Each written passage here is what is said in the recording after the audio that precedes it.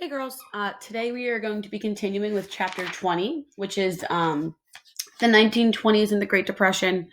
I believe that last time my PowerPoint got weird, and so we weren't really able to get all the way through the presentation. So we're going to finish up chapter 20 today, and you'll have an assignment that you'd have to submit.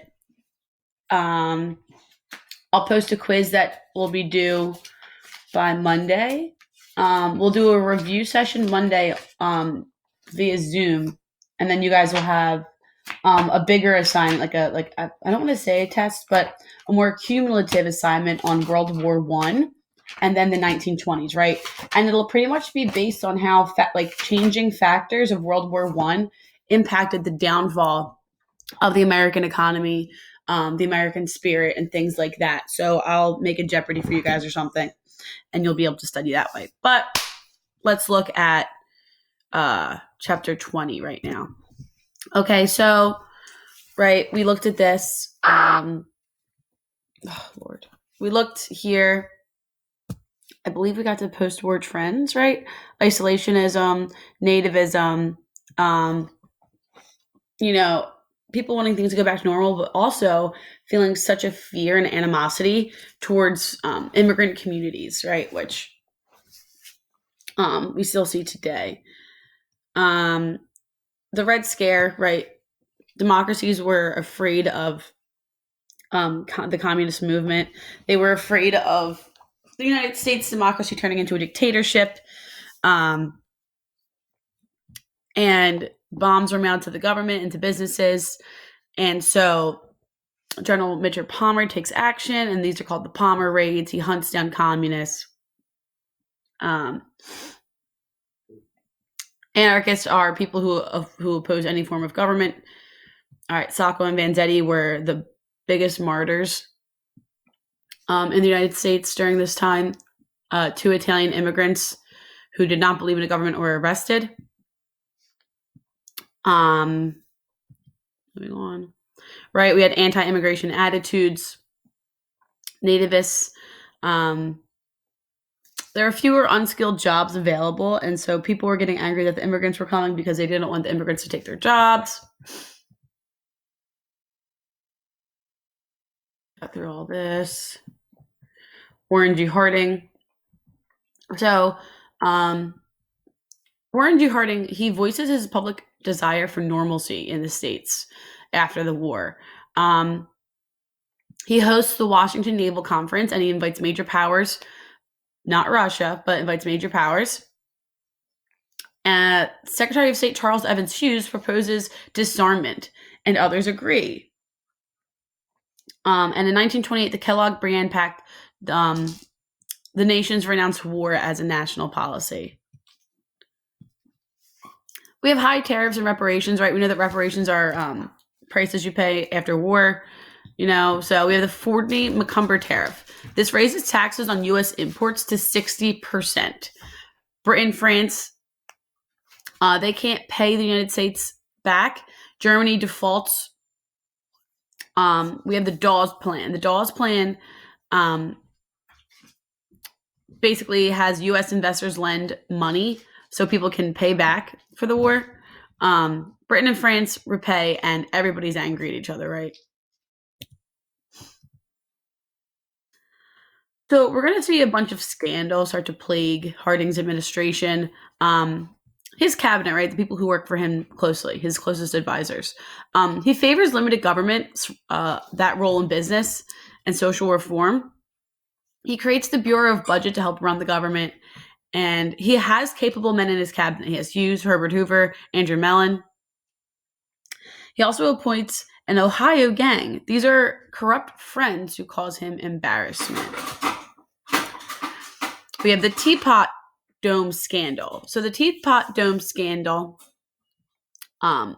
we have naval oil reserves that are used for personal gain.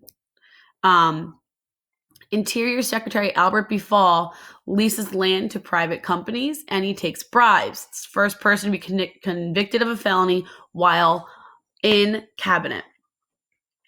In August of 1923, Harding suddenly dies, and Calvin Coolidge assumes presidency, and he restores faith in government after these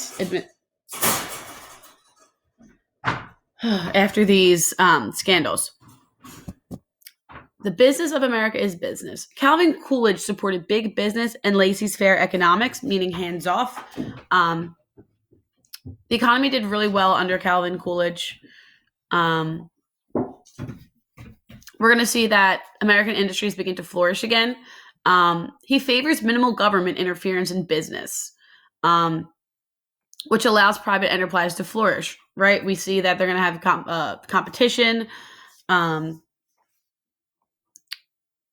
This is exactly what is a laissez-faire policy. Cars are changing people's lives, so we're paving roads, creating gas stations, motels, shopping centers, families that live in the rural areas, like, in agricultural areas. This gives them the opportunity to drive. Women are driving, young people, it gives them mobility to get from place to place and really expand their horizons. Workers that live far from jobs leads to an urban sprawl. This is a spread of cities. The auto industry, economic base is for some cities, and this boosts the oil industry. So selling automobiles and the creation of the automobile is creating jobs. The automobile itself creates jobs for transportation, and obviously cars don't run on oxygen, they run on gas, so this is going to boost the oil industry. And by the late 1920s, there's one car for every 5 Americans. Isn't that what Henry Ford said? He said that every person would be able to afford a car. Social effects of the automobile. So society's on the go. Cars are breaking down the barriers between urban and rural America. Sunday drive city folks ride to countryside, and country folks went to the city, right? Some of you probably, live in the suburbs and think to yourself, I'm going to take a trip downtown today. And some of you who live in a more populated neighborhood, you probably think to yourself, maybe I want to go walk in the park today. Right? And so you'll drive to the suburbs and go into a park. It breaks down the stability of family life. People are leaving to, chase their dreams or to chase whatever they want. So individuals are going their own way, and it broke down traditional morality. So people are just on the go, living out of their cars. Yeah, it's a weird time. If you check out this poster, excuse me. If you check out this poster, right? Fly to Cleveland in 90 minutes for $25, right? We're going to see that the airplane industry starts as mail service for the U.S. Post Office. Weather forecasting begins. Planes are carrying radios. We have navigation tools. The Lockheed Company produces popular transport plane of the late 1920s. And in 1927, Pan American Airways inaugurates transatlantic flights.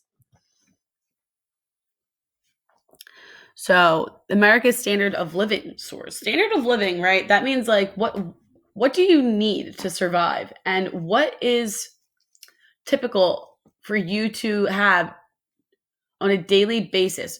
For right now, the standard of living in the US, right?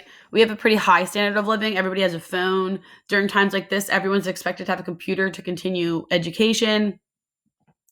People are making money. And we might see that the standard of living might decrease a little bit during quarantine as people, are losing jobs and their businesses are going bankrupt. But yeah. So incomes are growing at this point. So the average annual income rises over 35%. We see modern advertising. Advertising agencies hire psychologists to learn to appeal to the public. They make brand names familiar nationwide, and they push luxuries as necessities. And on the left, you can see, 2 ads for women's products on the left. Business people work with service groups, and they promote themselves as benefactors of society. We have electrical conveniences. Factories use electricity to run machines. Excuse me. We have the development of alternating current gives electricity to suburbs. And by the end of the 1920s, we have more homes that are beginning to have electrical appliances. Appliances make housework easier, and they free women for other activities, so they're not just cleaning their house all day. Appliances coincide with the trends of women working outside the home as well. Okay, so 1 in every 5 Americans had cars. A superficial prosperity. So most Americans believe that this prosperity will last forever. They're the best country on earth.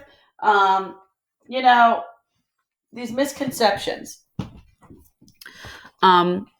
Productivity increases, business expands, auto industries merge, steel and electrical equipment, utilities, everyone's merging and creating bigger businesses and creating bigger profits. Chain stores are developing, like franchises. National banks are allowing to create branches. The income gap between workers and managers grow, the rich and the poor. We're going to see iron and railroad industries not very prosperous, and that the farms are also suffering a loss.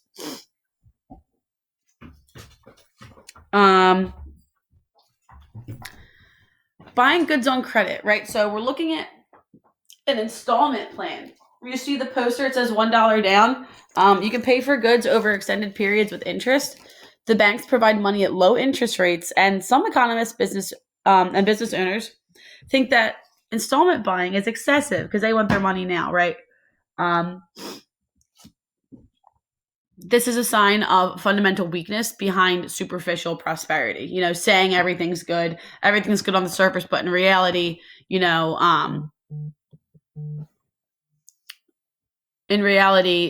it's not. As you're seeing, farmers are suffering, railroad industries are suffering.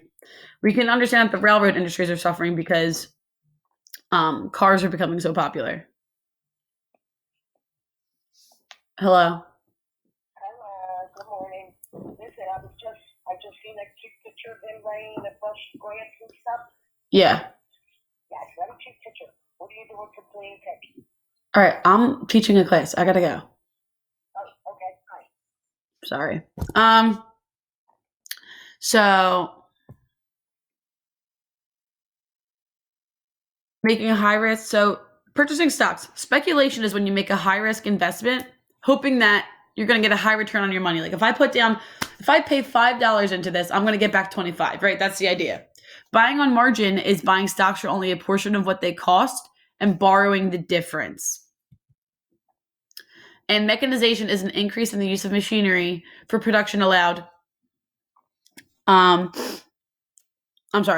So people using machinery for production, it lets manufacturers produce more and charge less. If you can make a sweater, if it took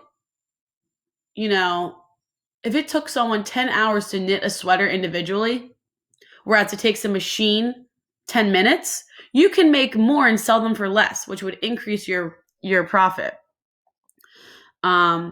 People are beginning to purchase more cars, clothes, and appliances on credit, meaning not with real money, right? Like an IOU. This creates a superficial economy. So that's what I have for you. That's the end of chapter 20. So do the worksheets, and then I will post a quiz for you.